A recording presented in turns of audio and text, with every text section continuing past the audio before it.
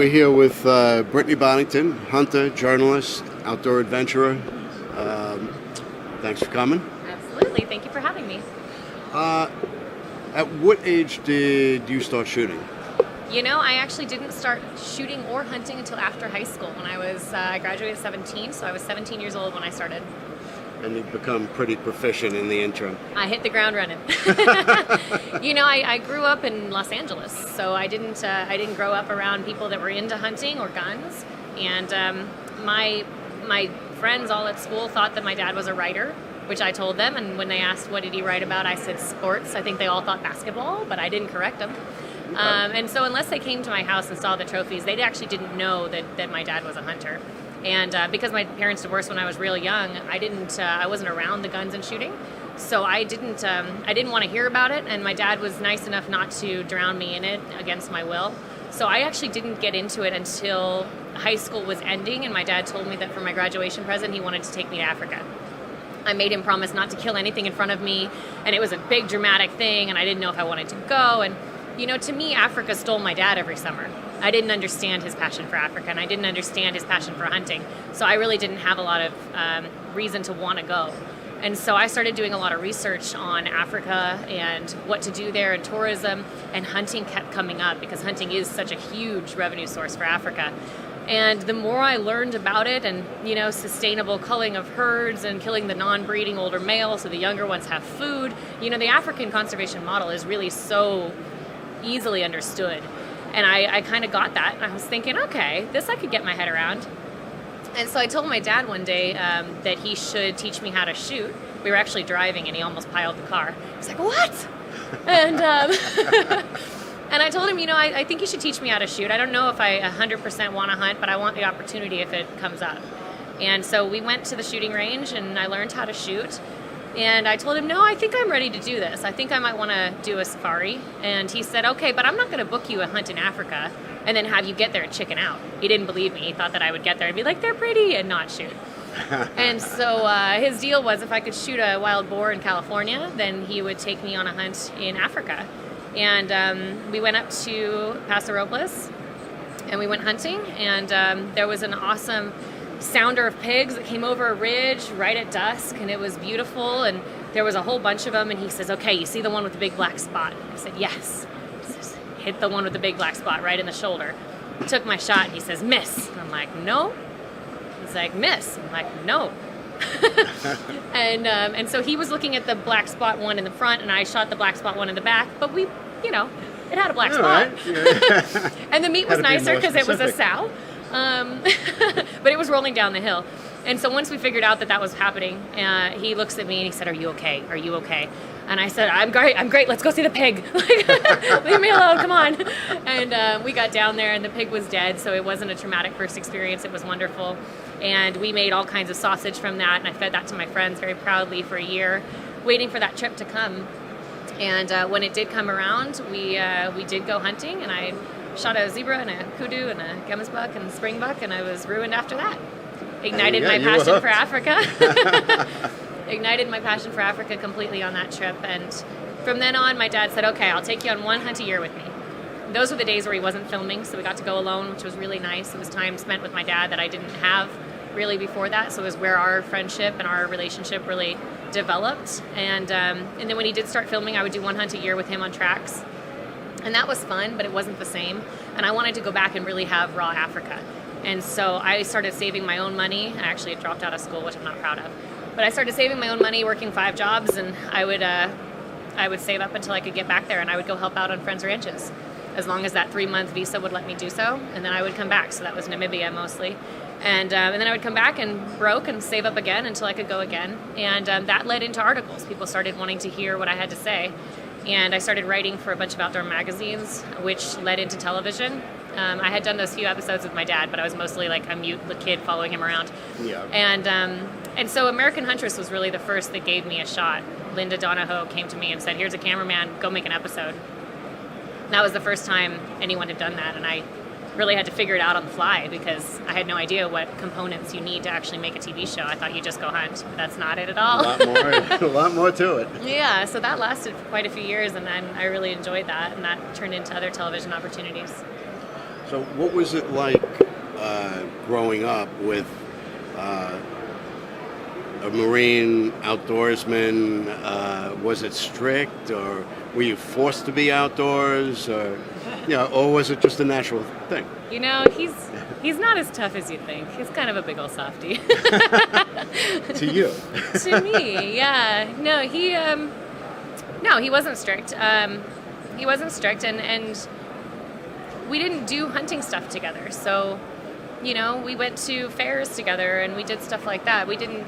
There was not a lot of outdoor stuff. I mean, I was a Girl Scout, so there was that kind of stuff in my life, but I didn't do a lot of hiking or shooting or anything really related. There was zero skills built up. I had to learn it all afterwards. But I was athletic. I was a swimmer. I was swimming on the junior Olympic team for synchronized swimming, so that was 30 hours a week. That kept me thoroughly entertained for about 8 years. So there was very little else in my life. So you really have a pretty diverse background. Swimming, you did some modeling, outdoor. If you weren't that was all to pay for my Africa tickets. There you go. If you weren't in the outdoor industry, yeah. What do you think you'd be doing right now? I don't know, to be honest. I mean, I enjoy the writing. I never thought about it. It was just a logical progression. I guess my whole adult life I've been pursuing one goal. So the goal has modified significantly. I mean, at one time it was being able to live the lifestyle, so I didn't care if I made money or not, but I wanted to be on the road all year long. And now it's become, leaving a mark on the industry for a legacy for women for the future. That's what She Hunts is. I want to inspire women to do more than just follow people around in the brush and actually do it on their own. So how did She Hunts come about? Well, She Hunts was born because women are handicapped by chivalry in the hunting industry.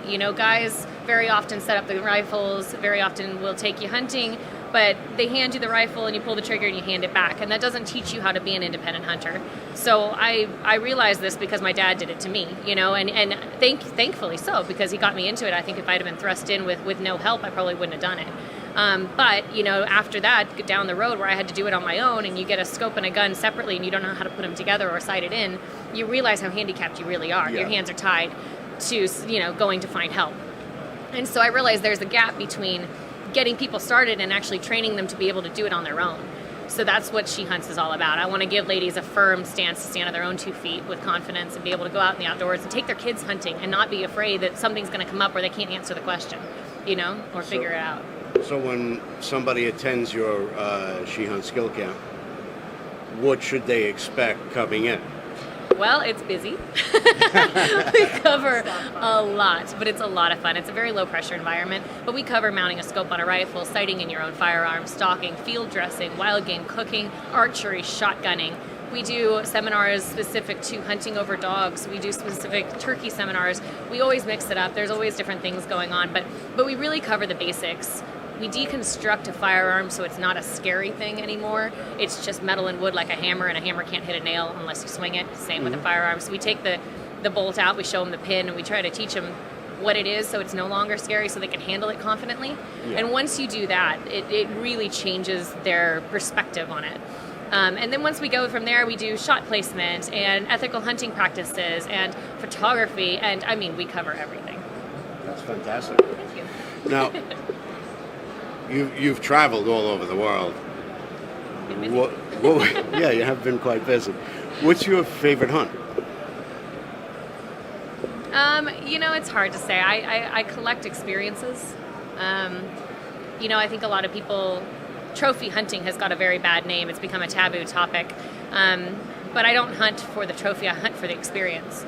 And so for me, it's not, this is my favorite and I want to do it every single year. I want to try something new and push my limits and learn about myself. And I really enjoyed, we did a Kyrgyzstan hunt, and it was 10 days on horseback on the Chinese border up in Kyrgyzstan, and it was, all of our stuff on our backs and camping every night in sub-freezing conditions, and it was miserable.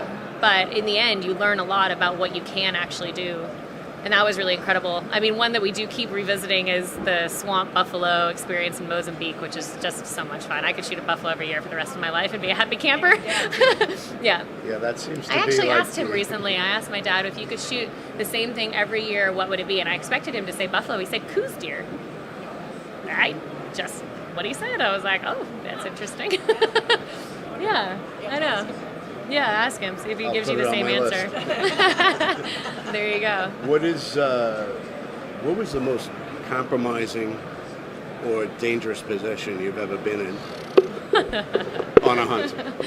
Well, that's a pretty obvious one that comes to mind. We had a leopard attack mid-hunt when I was young. Gosh, it was 2009, over 10 years ago now. And we hadn't fired a shot when the leopard attacked, and it mauled a few members of our party hunting. It was pretty intense.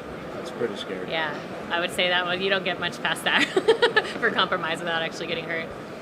Well, People did get hurt. I just didn't. I know leopard hunting is a topic of controversy, and the antis are all over that. Oh, yeah. How do you address that? You know, with antis, if they hit me with venom that is name-calling and nastiness, I typically just delete it and block it from my page. If they ask me a question, I'll answer it. If you have an intelligent question, you want to talk and you want an answer, I'm 100% ready to engage. If it's just name-calling, then they're already in an emotional state, and that you can't argue facts to emotion. That just doesn't work, at least in my experience. Now, maybe it's chicken to just delete it and ban it. Maybe I should be addressing every single one that wants to call me names, but to be perfectly honest, I don't have time.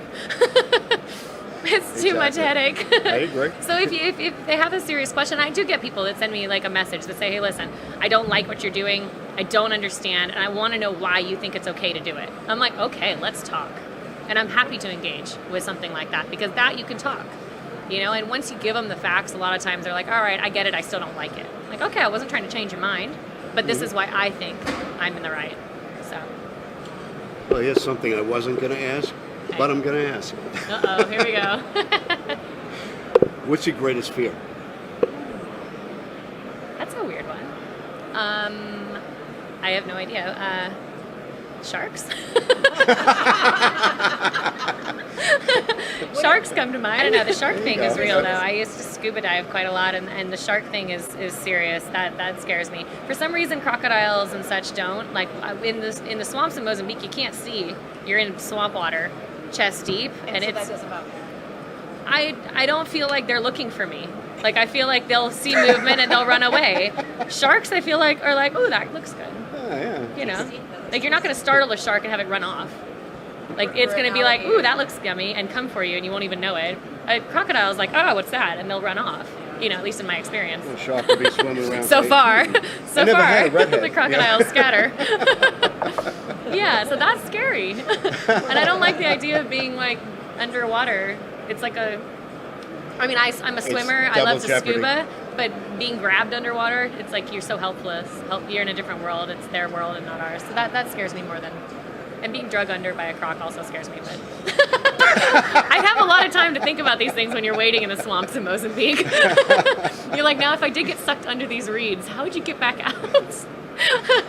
Probably not. I used to say hippos, but then I hunted my hippo, and I feel a little bit better about hippos. Hippos used to be my greatest fear. Yeah, I shot him on the charge. But it wasn't, I shot him at 15 yards. It wasn't, like, right at my feet. It was pretty intense, though. Okay. Yeah, they used to be my all-time fear, but I think I'm okay with them now. So what's next? What's the next Well, adventure? we got a baby cooking, so that's exciting. Well So that's my done, next Rare. adventure. Thank you. That's my next adventure. And we're due in August, so that's going to be exciting. That's awesome. Yeah. So being a mom is my next adventure, I suppose. But we've got a lot of stuff planned for the next couple years. I'm going to take it easy this year and really focus on she hunts while I'm cooking the baby, because I can't do too much travel anyways. And then next year we've got some hunts booked that are family friendly. I've already made sure that our Alaska will let me bring the baby. So I think this is going to be one of those babies that's on a pack and we just go. Yeah. So, I'm excited about it. I nannied for a lot of years, so I'm not stressed about the baby thing. I more just want to make sure that we integrate them into our lifestyle, and it, ends up a family affair. Right. That's what it's all about.